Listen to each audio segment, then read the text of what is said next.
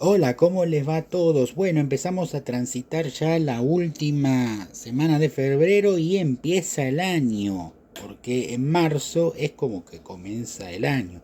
Se terminaron las vacaciones y vuelve la vida normal. Es decir, si hasta ahora todo a usted le pareció una reverenda mierda, bueno, prepárese porque apenas fue la entrada. Bien,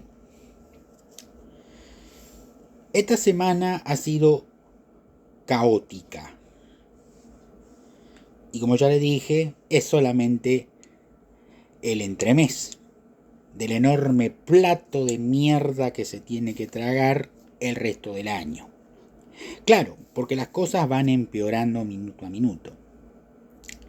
Yo por mi parte hago lo posible por mantener informado a todos ustedes acerca de las cosas que pasan. Empezó el lunes tranquilo, con un discurso del señor presidente invitado por una fundación liberal llamada Club de la Libertad en la provincia de Corrientes, hablando mal, insultando a un diputado nacional y a un ciudadano privado. Como si pelearse con Lali Espósito no hubiera sido suficiente, la emprendió o volvió a recordar la enorme traición que significó para él que su querido padre del alma, el que le prologó uno de los libros que él escribió, Ricardo López Murphy, sea un traidor larretista por aquella competencia del año 2021 donde López Murphy le quitó votos, según él. En realidad, parece que en el mercado electoral no tenía mucho derecho a competir López Murphy. Igualmente, Milei sacó dos diputados, él y Villarruel. Y López Murphy tuvo que hacer algunos malabares para quedar como diputado, si no quedaba como diputado Sandra Pitá. O sea, que como traidor es bastante boludo. Pero bueno, yo no creo que sea un traidor, era alguien que quería estar en la competencia y tenía ese legítimo derecho de competir, como lo tiene cualquiera. Por supuesto que me molestó, no es solamente que le pegara a López Murphy, pero no por idea de López Murphy. Yo a López Murphy lo he visto dos veces, una vez en la vida, o dos, no más. Me molestó también que le pegara a un ciudadano privado, otra vez, diciéndole traidor o extremadamente traidor. La verdad no me quedó muy claro. Por supuesto, no solamente trató de traidor a un ciudadano particular o a un diputado de la nación, sino que acusó de tirapiedras a los que no estamos de acuerdo con su gobierno. Entonces, a modo de protesta, y como me considero un ciudadano particular afectado por las palabras del presidente, decidí ejercer una nota de protesta, que por el momento no tengo indicios de que haya sido publicada. Ni la nota que yo envié a esta organización, ni las disculpas del caso, porque la verdad el presidente tuvo una actitud absolutamente intolerable e insultante contra las personas que no estamos de acuerdo con su proyecto político y contra personas que incluso lo quisieron ayudar, como fue el caso de Ricardo López Murphy. He publicado, en realidad no publiqué, se lo envié a uno de los dirigentes del Club de la Libertad de Corrientes, y lo que dice esta carta, que voy a leer a continuación, es lo que yo he decidido exponer para protestar por esta actitud de atropello institucional. Buenos Aires, 20 de febrero de 2024. Como verán, no me tomé mucho tiempo en contestar.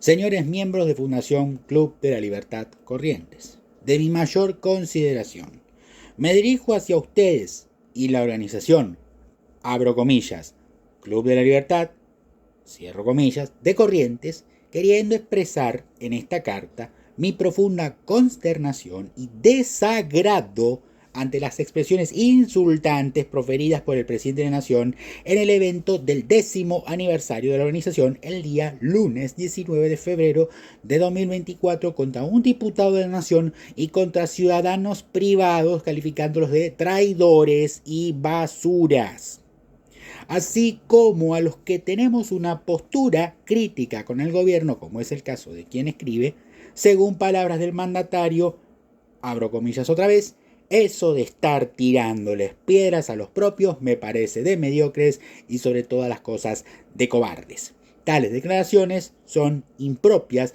de una persona que se considera liberal y en franca contradicción con la idea expresada por él mismo con respecto al proyecto de vida del prójimo. Fundada en tales motivos y la convicción de representar como liberal el pensamiento de muchos liberales, solicito a los miembros de la Fundación Club de la Libertad de Corrientes un repudio público a estas expresiones altisonantes e injuriosas y más posibles de escuchar en un liderazgo de estilo autoritario mesiánico que en una presidencia liberal y republicana que tiene la pretensión y objetivo de lograr un verdadero cambio en la Argentina. Me despido cordialmente. Todavía estamos esperando alguna respuesta del Club de la Libertad. No pueden decir que no lo han recibido porque la persona que recibió mi correo ya dijo que ya estaba, que ya lo habían recibido. Por lo tanto, me gustaría que se expresaran al menos para decir algo. El que calla otorga. El que calla otorga. Yo, si hubiera estado en el escenario, pese a que no estoy en las mejores condiciones, me hubiera levantado y me hubiera ido. No hubiera aplaudido jamás semejantes barbaridades contra personas que no están de acuerdo con él. Es más, gente que lo apoyó, como López Murphy en el tratamiento de la ley Bases. Esto es muy interesante porque deja lugar a fijarse cómo trata el presidente a la gente que supuestamente es aliada. O sea, esa gente que cree que es aliada y lo quiere ayudar, como ya dije en otro video, él no quiere que lo ayuden, él los quiere destruir junto con sus enemigos. O sea, los considera sus enemigos y los desprecia. La gran Kirchner, la llamo yo a esa actitud. Actitud típica del kirchnerismo o de Néstor Kirchner. Cristina exigía la sumisión absoluta, punto. Tenía unos enemigos y los de los otros que le chupen la media. En cambio, Kirchner se encargaba de hacer más o menos el mismo jueguito. Por supuesto, Kirchner era un político miserable y rastrero al que ninguna persona de bien debería intentar imitar.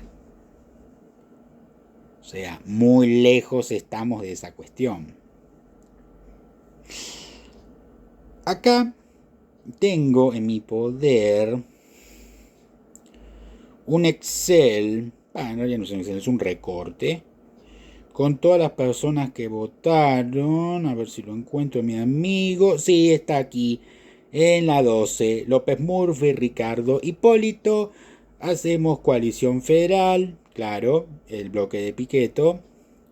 Y allí, en ese Excel, ya circulado por redes, se pone bloque, distrito y cómo votó. Todo lo de la lista, todos los que tengo acá, que son desde Magicin hasta Verasay, es decir, desde el bloque de Píparo, Lorena, Magicin, las cuñadas de Píparo, que ahora están en la oposición, ambas, de Buenos Aires Libre, hasta Pamela Fernanda Verasay de la Unión Cívica Radical, son alrededor de 57 diputados. 57. Son los 57 diputados que facilitaron que se aprobara en general la ley ómnibus. La ley ómnibus estaba aprobada en general. Bueno, en la número 2 está Ricardo López Murphy. ¿Cómo votó en general? Afirmativo. ¿Cómo votó el artículo 1 de delegación de poderes especiales? Afirmativo. Artículo 2, afirmativo. Artículo 3, afirmativo. Artículo 4, incisos A al G, afirmativo. Artículo 4, inciso H, el de los famosos fondos fiduciarios, afirmativo. Hay muchos rojos, disculpen. Artículo 4, inciso IJ, afirmativo. Artículo 5A, afirmativo. Artículo 5B, afirmativo. Artículo 5, inciso C, afirmativo. Artículo 5, inciso D, afirmativo. Artículo 5, inciso E, afirmativo. Artículo 5, inciso F, afirmativo. Y artículo 6, afirmativo. Ese fue el último artículo que se votó. Después se cayó. ¿Se dan cuenta que le votó toda la ley y es un traidor de cualquier manera?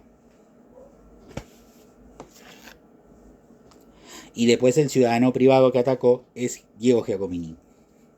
El ciudadano privado lo atacó. ¿Saben por qué le dijo traidor? Porque exhibió, él fue el primero, hay que reconocerlo, y los que seguimos a Diego tenemos la info de primera mano muchas veces, de la idea de escupir dólares.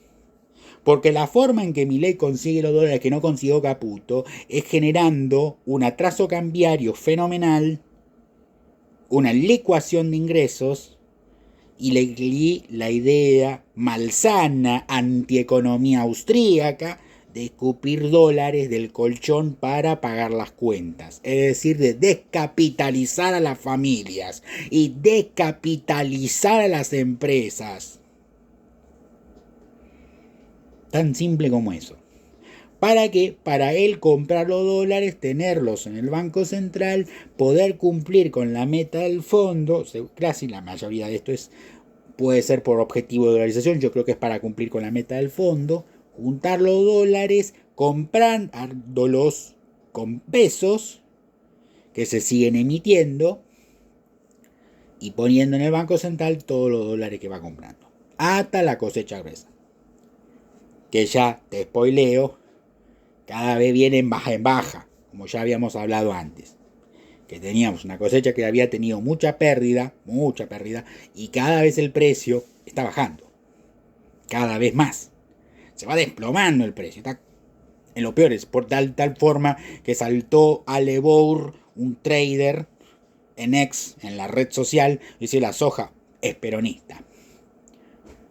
Ale, pasó un poroto. Yo leí también en esa red social que alguien dijo que pasó un poroto negro y dijo: ¡viva Perón! Se llama mercado internacional, algo que deberías aprender ya que vivís comprando y vendiendo cada cosa. Hablamos de acciones y bonos, no queremos decir otras cosas. Aquí hacemos las cosas legalmente. Es decir, decimos lo que compra y vende un trader. Acciones y bonos. Compra un poco más de acciones, compra un poco de menos, compra un poco más de bonos, compra un poco de menos. Da igual. Y así juegan con tu vida.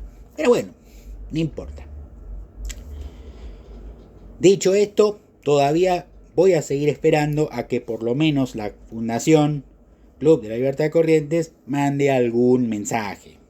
Aunque sea una puteada, es bienvenida. Ya que les gusta tener a alguien que putea a la gente y basurea a todos.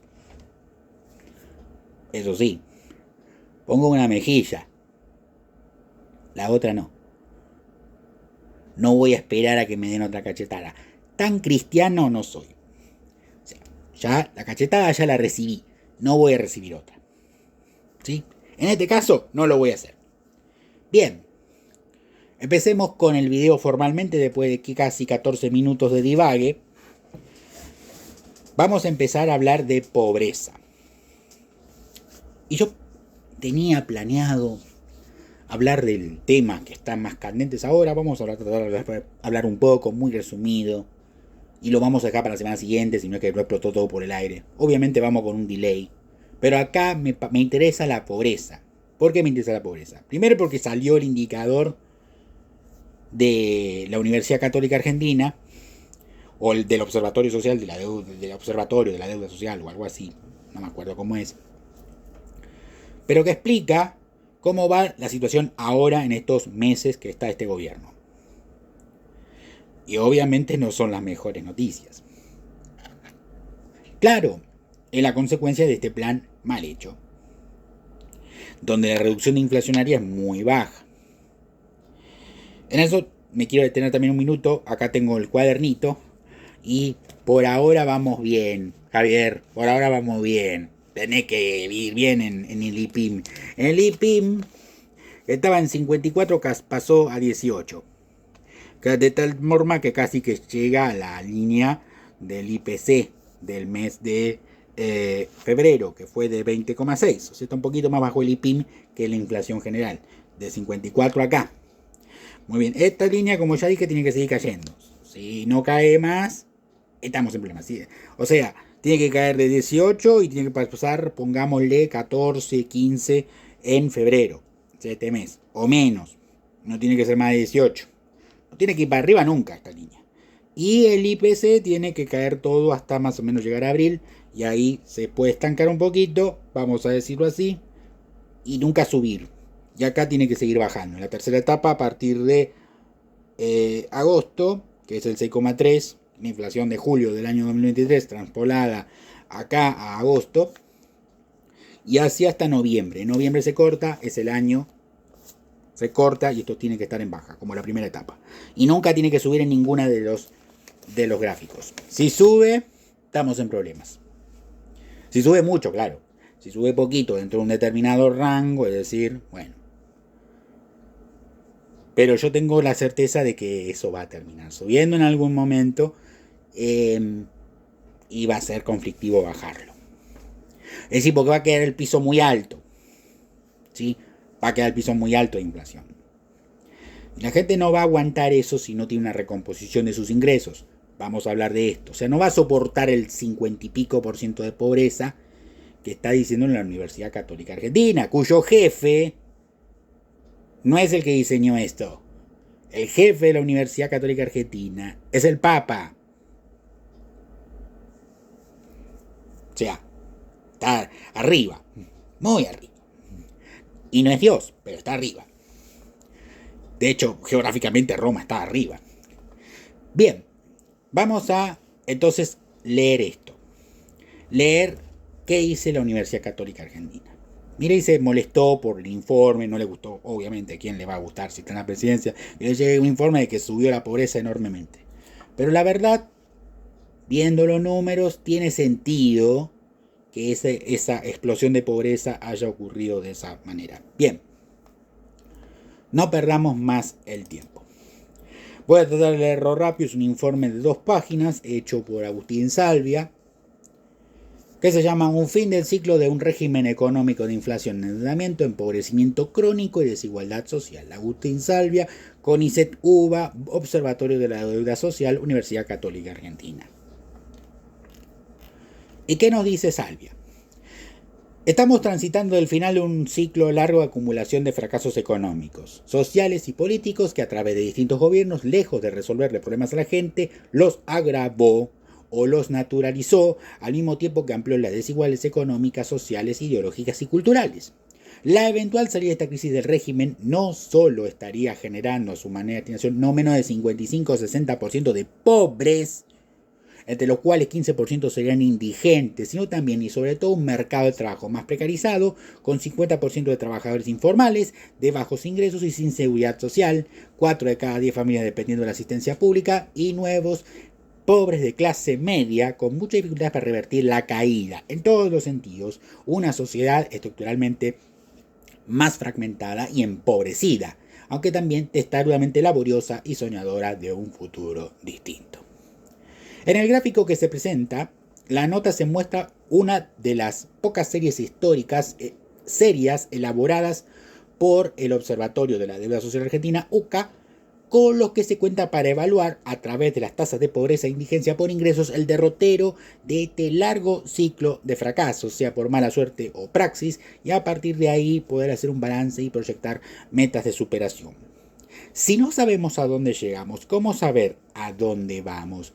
No es novedad que por diferentes motivos el Estado argentino no cuenta con una serie oficial que permita ni estas ni otras privaciones sociales, sea con métodos directos o indirectos.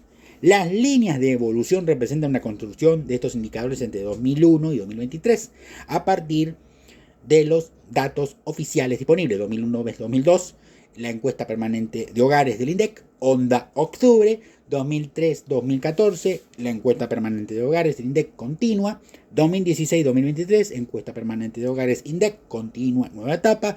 Y también con datos de la encuesta de la deuda social argentina, Observatorio de Deuda Social Argentina, Universidad Católica Argentina, 2010-2023.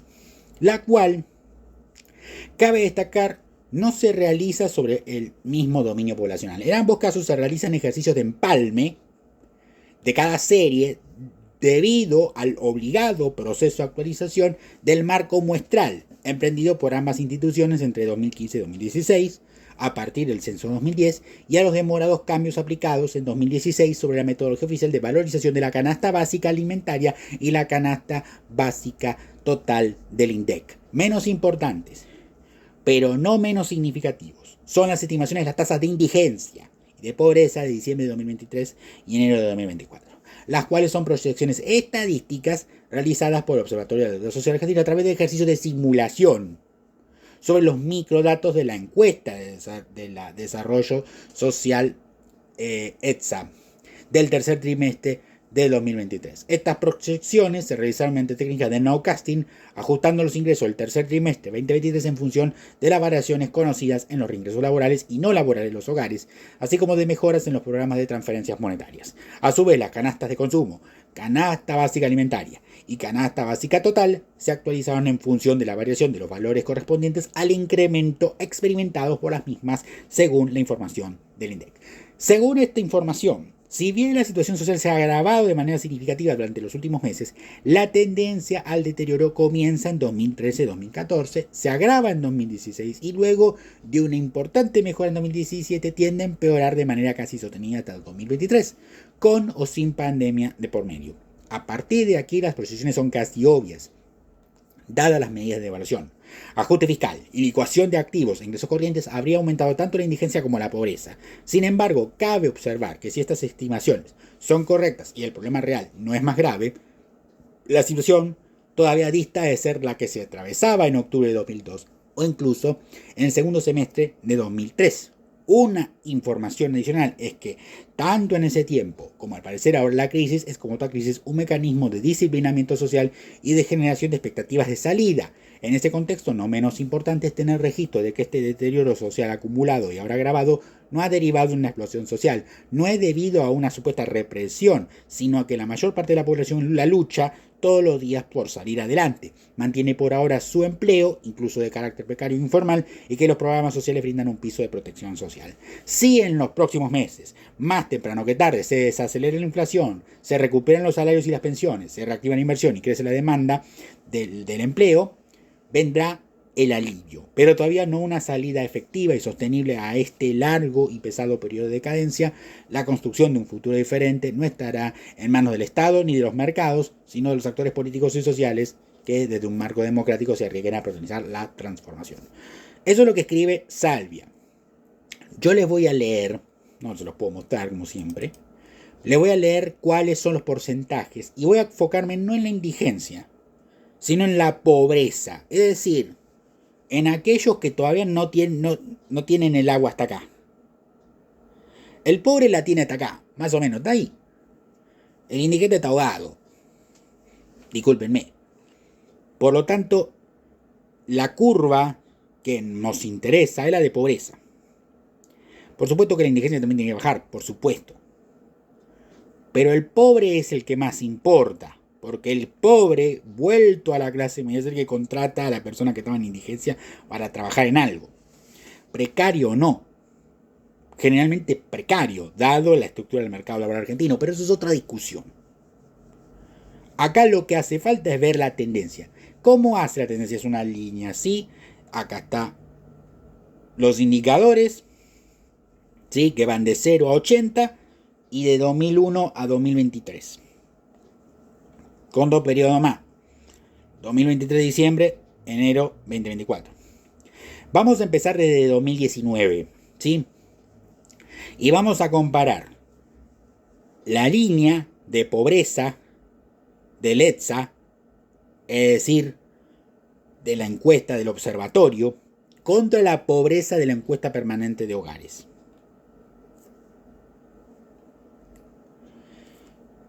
La pobreza de la encuesta permanente de hogares del INDEC en 2019 da 35,5%. Fue lo que dejó Macri, 35,5%. ¿Qué dice el ETSA? Que dejó 39,9%, 40% de pobreza en el año 2019. En el año 2020 subió la pobreza, según el INDEC, de 35,5% a 42%. Mientras que según la Universidad Católica Argentina pasó de 39,9 a 44,7, casi 45. Subió la pobreza. En el año 2021 bajó un poco. De 42 pasó a 37,3 según el INDEC. Es decir, estaba más alta que a final de 2019. ¿Y qué dice el ETSA? Que era de 42,4. Es decir, más alta que la previsión de 2 años antes, del 39,9. El mejor momento de Alberto Fernández es este año, donde perdió las elecciones. ¿Se acuerdan? Lo acabamos de nombrar hace un rato a esas elecciones. Bueno, era su mejor momento. La encuesta permanente de hogar del INDEC dice que en 2022, ya con Alberto Fernández retirado más o menos de la presidencia y con plena manejo de Sergio Massa, pasó de 37,3 a 39,2. Y la población, más pobre, según la encuesta del ETSA, pasó de 42,4 a 43,1. Y en 2023 cierra Alberto Fernández más a toda la administración con 41,4. Y para la Universidad Católica Argentina con 44,7. Ve que están muy macheadas, ¿no? Bueno, las de indigencia están totalmente macheadas, pero estas están muy macheadas, están casi pegadas. No hay muchos saltos. O sea, son datos muy, ¿cómo decirlo? Muy certeros. Acá no hay problemas con el estadígrafo, ¿eh? No hay. Está todo empalmada la serie, está bien calculado. Hasta ahora van juntitos. Casi de la mano. Bien, es el último dato del INDEC, es el 41,4. Ese es de 2023. ¿Y qué hace? Y tal vez esto es lo más polémico. ¿Qué hace la UCA? Sigue midiendo. Empieza a medir de diciembre. En diciembre de 2023, aclaran abajo, son estimaciones a partir de los datos de la ETSA 2023, evolución de la canasta básica alimentaria y la canasta básica total, incremento de transferencias por programas sociales, incremento de ingresos de los hogares. En diciembre pasa de 44,7 a 49,5. De un saque. Sigue en enero 2024. Pasamos a eso. De 49,5 pasa a 57,4. Y la indigencia, que había terminado el año en 14,2%, pasa a 15. Y cuando empezaba 2023 era de 9,6. O sea, pasó en diciembre la indigencia a 2 dígitos de personas caídas del sistema, ahogadas. Y los pobres pasaron de 44,7 a 57,4. Casi 60% de la población. Y está totalmente explicado esto por la enorme depresión económica que genera el plan contractivo de Caputo. No digo, lo pongo entrecomillado al contractivo, porque después te voy a leer algo de que no es tan así. Pero bueno, algunos no la ven. No se puede bajar la inflación destrozando la economía real. Es estúpido hacer eso. De la misma manera que no se puede usted cortar la mano porque le duele un dedo.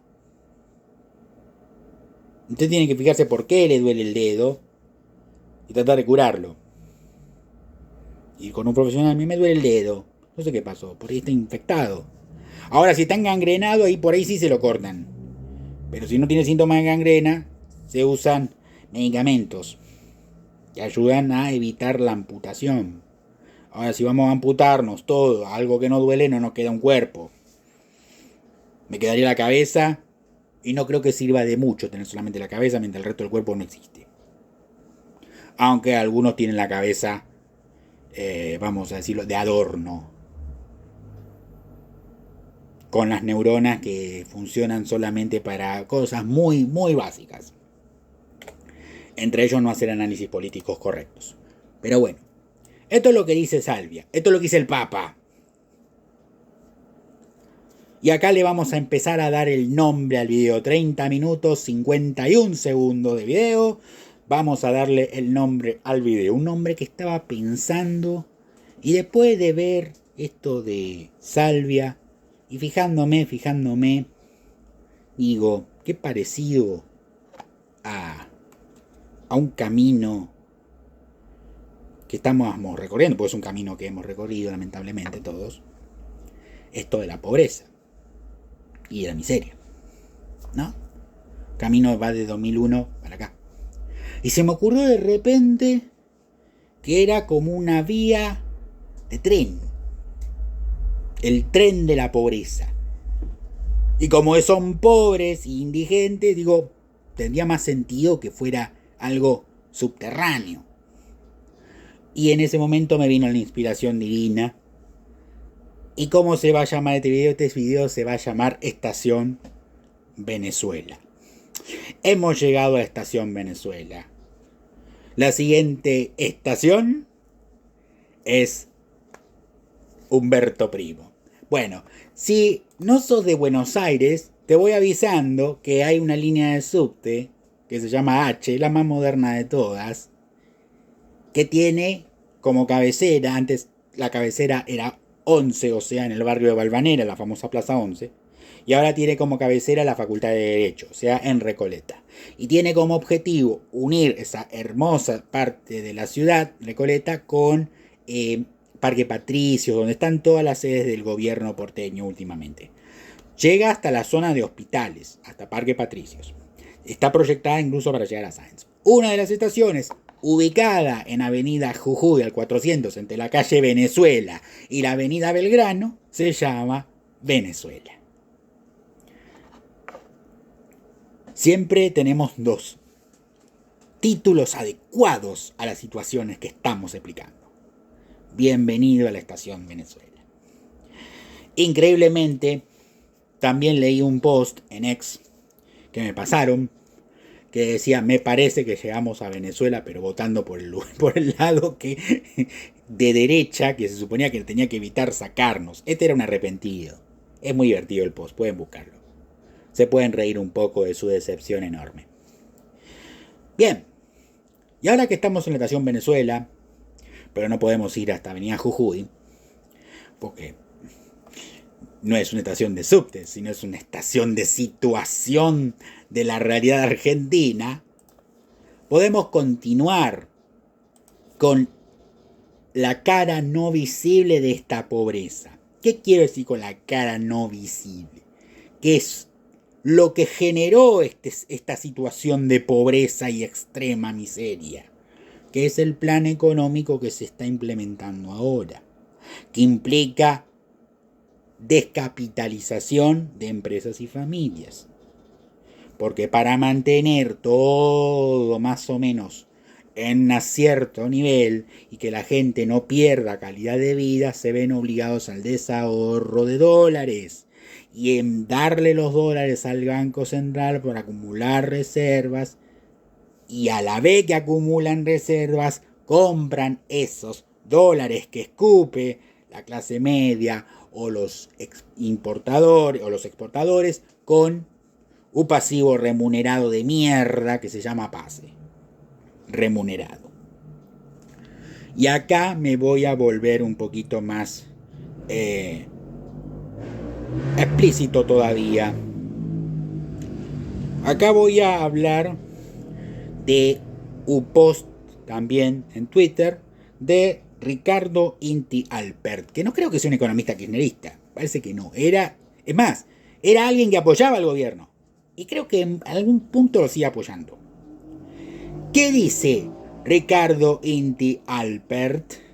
Pasamos los 30 billones de pesos en pasivos remunerados, una emisión diaria de no menos de 84.379 millones de pesos. Ni el Bopreal ni otras buenas herramientas impidieron pasar los 50 billones crecientes en depósitos. El principal insumo de la estanflación, él habla de estanflación, no habla de depresión económica, como en mi caso y como es el caso de otros economistas. Él es más bueno, habla de estanflación, sigue siendo, dice, el dinero leudante en el Banco Central de la República Argentina. Una mala praxis inentendible e imperdonable de emitir cada día más dinero para bajar la inflación, que solo puede aumentarla. Y él hace la cuenta, él toma las cuentas, obviamente no vamos a ver eso, pero después sigue en otro post. Dice, los encajes remunerados del Banco Central de la República Argentina, a mi entender, siguen siendo puro problema. La emisión de 80.000 millones diarios de... Cito a un profesor de la Universidad de Chicago que ya citamos acá. Money for nothing hace imposible el anclaje monetario. Te voy avisando, Ricardo, que no hay ningún anclaje monetario,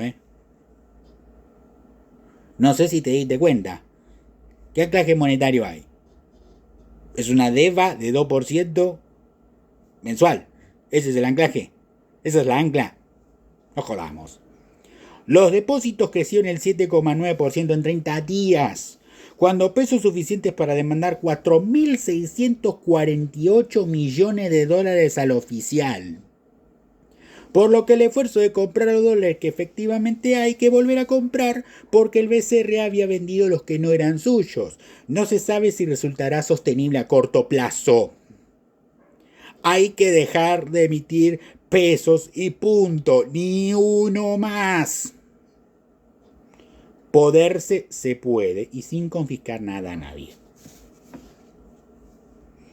Hay que dejar de emitir pesos, ni uno más. Fue clarito, ¿no? ¿O lo tengo que decir en otro idioma? Stop printing money.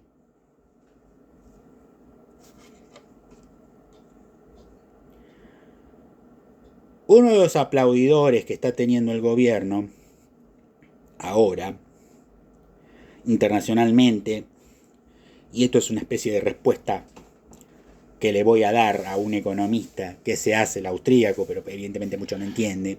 No sé si no entiende de nuestra situación, o se hace el boludo, o entiende de nuestra situación y directamente se hace el boludo. Bueno, boludo es. Gilipollas en ese caso. Estimado @Juan Rayo, dice Roberto Kachanowski.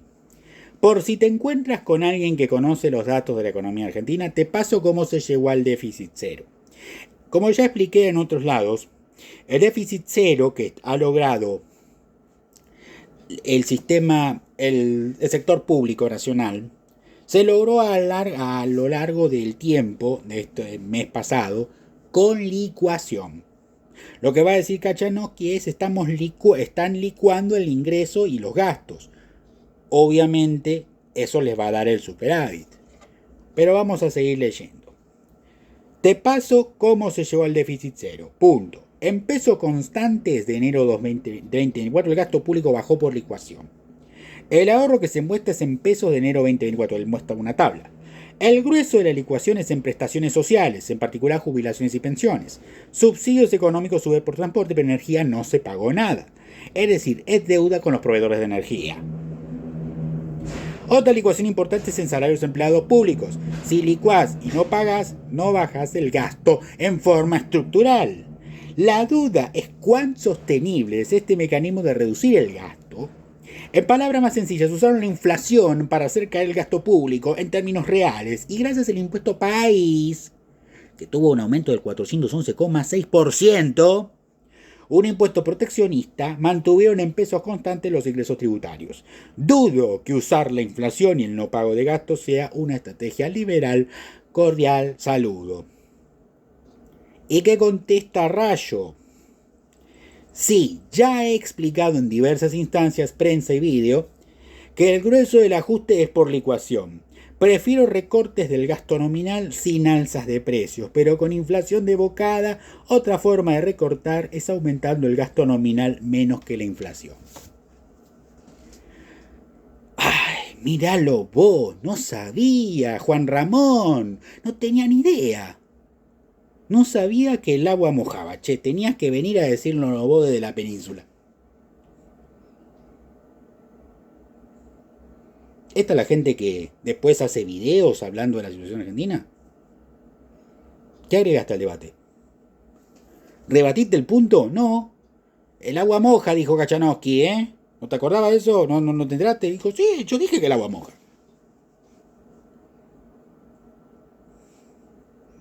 Yo digo que sos un gilipollas. No podés responder esto. A veces hay que tener la dignidad de cerrar la boca. Ya he dicho que era por licuación y estás apoyando un ajuste por licuación, que sabés que no es sostenible. ¿Quién mierda va a creer que eso puede ser sostenible? Acá tengo más datos, Juan. A ver si te queda claro. Tengo muchos más datos. Datos que vos no conocés. Evidentemente. Datos, por ejemplo, del sistema, me gusta decirle sistema público nacional. ¿Cómo se consiguió? Esos hermosos datos que tanto te gusta, de ajuste, por licuación. ¿En qué parte de la literatura austríaca está el ajuste por licuación de los ingresos y el desahorro del sector privado? ¿En qué parte? ¿En qué parte Mises, Hayek defienden eso? Eso que está defendiendo es más keynesiano que Keynes. Tengo unos cuadros acá de cómo se logró. Y te puedo nombrar los últimos 4, Juan Ramón, por si no los tenías. Resultado primario, intereses de la deuda y resultado financiero. RP más IN da el resultado financiero. De 2021, resultado primario 256. Resultado de intereses 288 negativo. 32 negativo el resultado financiero. 2022 118 negativo el resultado primario. 944 los intereses negativo. 1061 negativo resultado financiero. 2023 722 negativo. Menos 1183 en los intereses y menos 1906 en el resultado financiero. 2024 2011 positivo. 1942 negativo intereses y el resultado financiero quedó positivo en 518. Además, viendo esto, te das cuenta que tenés varias veces resultado primario positivo. En el 2017 tengo un resultado positivo. En el 2018 tengo un resultado positivo. En el 2019 un resultado positivo. Y en el 2021. O sea, siempre es fácil, parece, en 5 de cada caso, lo estoy mirando desde 2015, que siempre es más fácil tener superávit primario en enero. La fuente es por portfolio personal PPI. ¿Cuál fue la mayor gasto según Vitelli y Giacomini? El 60% del ajuste cayó en 2 cuentas. Gastos primarios 39,4 negativo, prestaciones sociales 16,5, subsidios económicos 6,6, 23,1 de caída. Jubilaciones y pensiones contributivas menos 38%. Licuado. Y ahora con las provincias. El resultado fiscal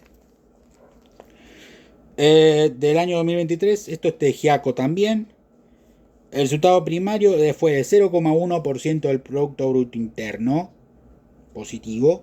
Los intereses 0,4 negativo, las amortizaciones 0,4 negativo y el resultado general menos 0,7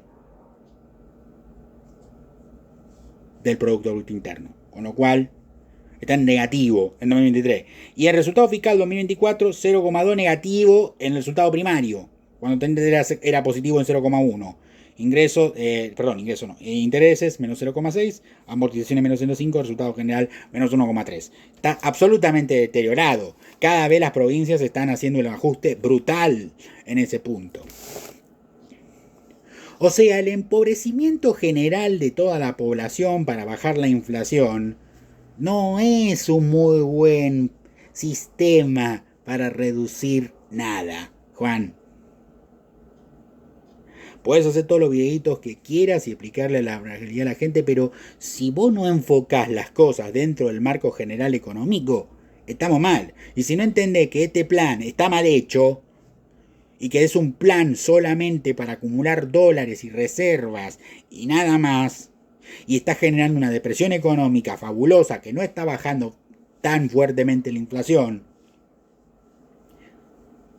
¿me quiere decir cuál es el sustento para defender esto? ¿Qué interés tenés, gallego? Me gustaría saber.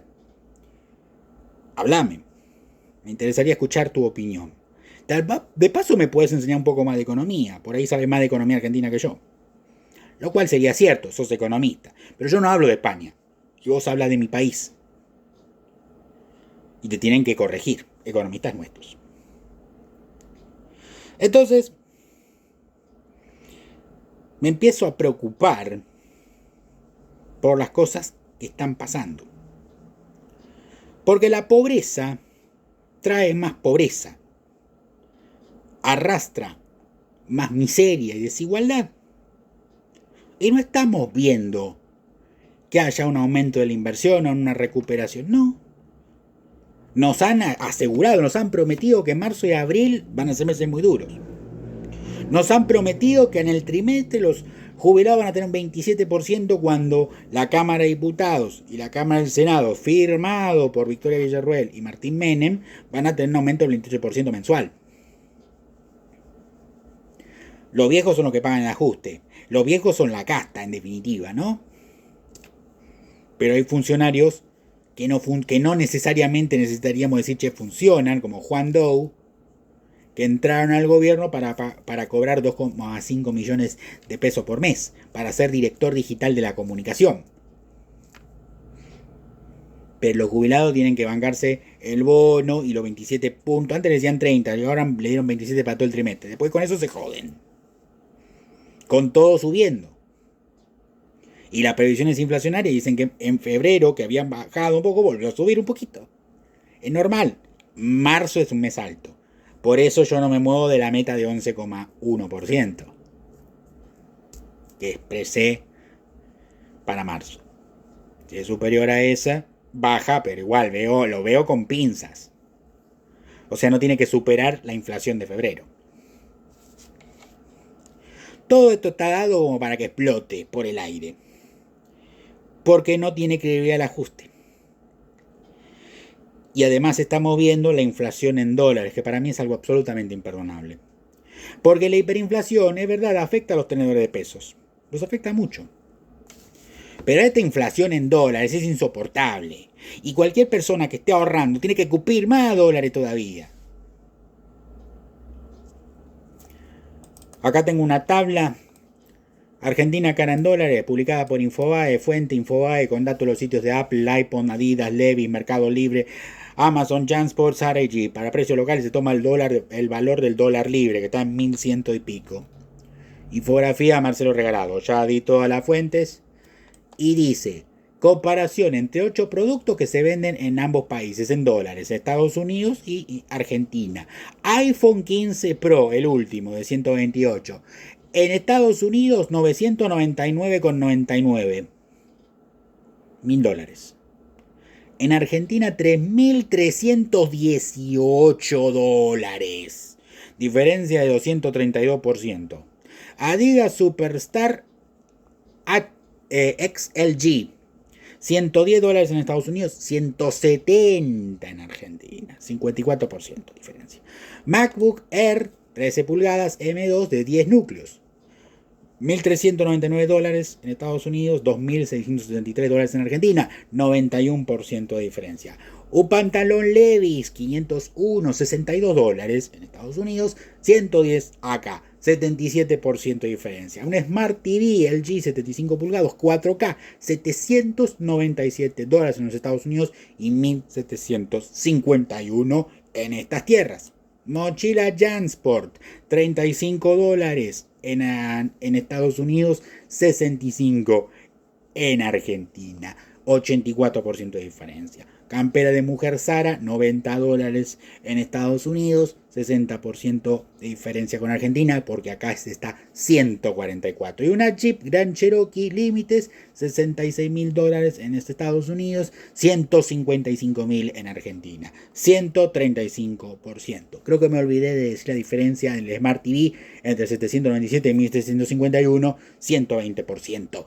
Todos estos precios en dólares hacen que nuestro país sea inviable para vivir, porque nosotros no tenemos los salarios norteamericanos. Esto es consecuencia del atraso cambiario. Adrede para generar este nivel de pobreza y con eso a ver si bajamos la inflación. O sea, bajamos la inflación en un ajuste cavernícola, dando garrotazos a la gente. Yo pedí un ajuste para todos los sectores de la economía. Todos, pero justo, con ancla nominal, con expectativa de desinflación rápida, un ajuste serio llevado a cabo por profesionales, no por gente que se dedica al sector financiero, eliminando y haciendo pelota la economía real por un puño de dólares, por el puño de dólares. ¿De qué me vienen a hablar? Esto es una barrabasada, es una locura, está mal. Voy terminando el video. Sin antes olvidarme de cómo están las cuestiones climáticas. Valor de la cosecha de la perspectiva histórica según la consultora Outlier. En 2023 fue 22.658. Estamos hablando de la producción valuada a precios free on board de cosecha en millones de dólares. Y ahora nos estamos quedando de 22.658 a 31.518. ¿Estamos mejor que en el 2023? Sí. Pero estamos peor que en 2022. Porque lo de 2022 sobraba para quedar en 2023. En 2022 fue de 56.334 y había sobrado de la otra de 2021 que fue de 52.683. Teníamos dos subidas. La 2021 y 2022. Estaba eso ahí. Bajó y bueno, con esas dos altas te alcanza para la que te fue mal en el 2023. El tema es que el 2024 es la siguiente más baja después de la del 2023. 31.518 millones de dólares. Esto no alcanza. Y los precios internacionales están bajando. Nota de las notas de ámbito financiero 23 de febrero de 2024. La soja se hundió a mínimos de 2020. Quedó a un paso de los $400 en Chicago. La soja peronista que decía Lebow nos acaba de pegar una trompada fenomenal. En el Colmercado de Chicago, las cotizaciones de los contratos de los principales commodities sufrieron fuertes bajas arrastrados por los datos de la débil demanda de exportación. Infocampo, empalmando con el tema de la inflación en dólares. La inflación también se sienta con fuerza en los costos de cosecha de la soja y el maíz. La Federación Argentina de Contratistas actualizó sus precios orientativos para la campaña gruesa, con un aumento de hasta el 230% con respecto a la campaña pasada. Infocampo. Todas estas noticias se van llenando de una forma que ya con estos problemas ya estamos en una situación muy jodida y el presidente se enfrenta a la provincia de Chubut por el tema del fideicomiso del fondo provincial, que no lo vamos a tratar en este video porque ya no tengo tiempo ni ganas. Pero lo que voy a decir es que si había pedido una prórroga se la tendrían que haber dado. Esto es pegarse un tiro en los pies, porque los gobernadores amenazan con cortar directamente el suministro de combustible a todo el resto del país. Torre no es tonto. Esto lo consultó con Macri. Y Macri no es que lo alentó, pero tampoco lo prohibió.